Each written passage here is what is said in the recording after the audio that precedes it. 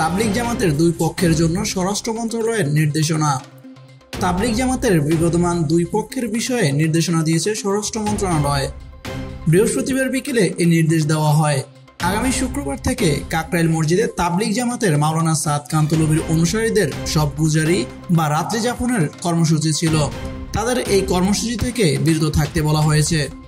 অন্যদিকে মাওলানা মোহাম্মদ জুবায়ের পন্থী টঙ্গীর ইজতেমা ময়দানে হামলা ও ৩ জনের খুনের ঘটনায় সাদ অনুসারীদের গ্রেপ্তার, বিচার সহ আরও কিছু দাবিতে শুক্রবার থেকে কাকরাইল মসজিদ সহ ওই এলাকায় অবস্থান নেওয়ার ঘোষণা দিয়েছিলেন। তাদের বড় জামায়াত থেকে বিরত থাকতে বলা হয়েছে। স্বরাষ্ট্র মন্ত্রণালয় শান্তি শৃঙ্খলা রক্ষার্থে এই নির্দেশনা জারি করে। সাদপন্থীদের নেতা সৈয়দ ওয়াসিফুল ইসলাম ও আগামী শুক্রবার থেকে কাকরাইল মসজিদে তাবলিগ জামাতের মাওলানা সাদ কান্তলবির অনুসারীদের সব গুজারি বা রাত্রি যাপনের কর্মসূচি ছিল। তাদের এই কর্মসূচি থেকে বিরত থাকতে বলা হয়েছে।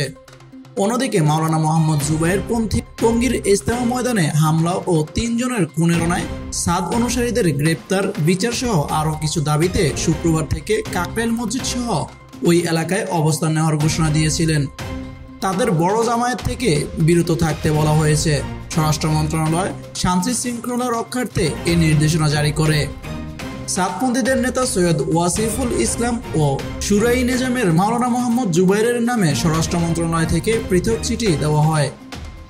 সৈয়দ ওয়াসিফুল ইসলামকে দেওয়া চিঠিতে বলা হয়, শুক্রবার থেকে পরবর্তী নির্দেশনা না দেওয়া পর্যন্ত কাকরাইল মসজিদে মাওলানা সাদ অনুসারীদের সব গুজারি, রাত্রিযাপন, তাবলিগ জামাতের সকল কার্যক্রম থেকে বিরত থাকার জন্য নির্দেশক্রমে অনুরোধ করা হলো।